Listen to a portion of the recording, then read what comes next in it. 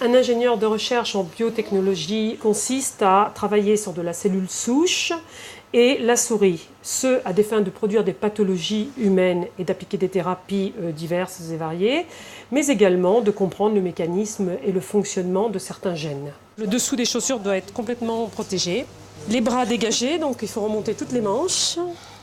La formation est un BTS de biologie médicale. Ensuite, j'ai intégré l'INSERM. J'avais des opportunités de faire diverses formations, différents stages dans des laboratoires, ce qui, au fur et à mesure, m'a permis d'intégrer le corps des ingénieurs de recherche, de diriger une équipe via les concours nationaux de l'INSERM.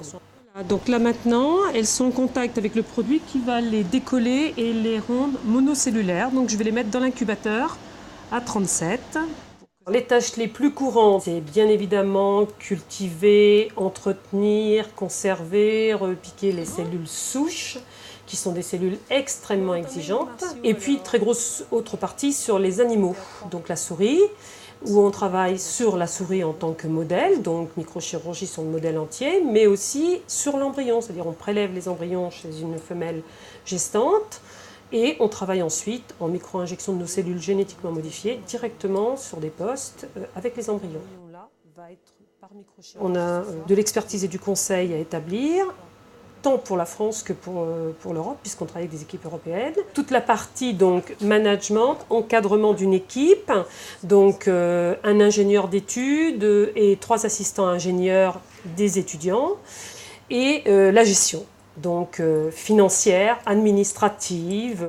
Les côtés positifs de ce métier, d'abord c'est une technologie de pointe qui est tout le temps en évolution. La grande autonomie que me permet d'avoir ce service, tant au niveau de l'organisation que de la population scientifique avec qui l'on travaille. Alors les côtés négatifs, dans les milieux, certains produits n'ont une vraie efficacité que sur 24 heures. Donc si on veut que nos cellules restent bien sans se différencier, il faut que tous les 24 heures, les milieux soient changés, mais pas seulement. Ça oblige vraiment à venir tous les jours au laboratoire.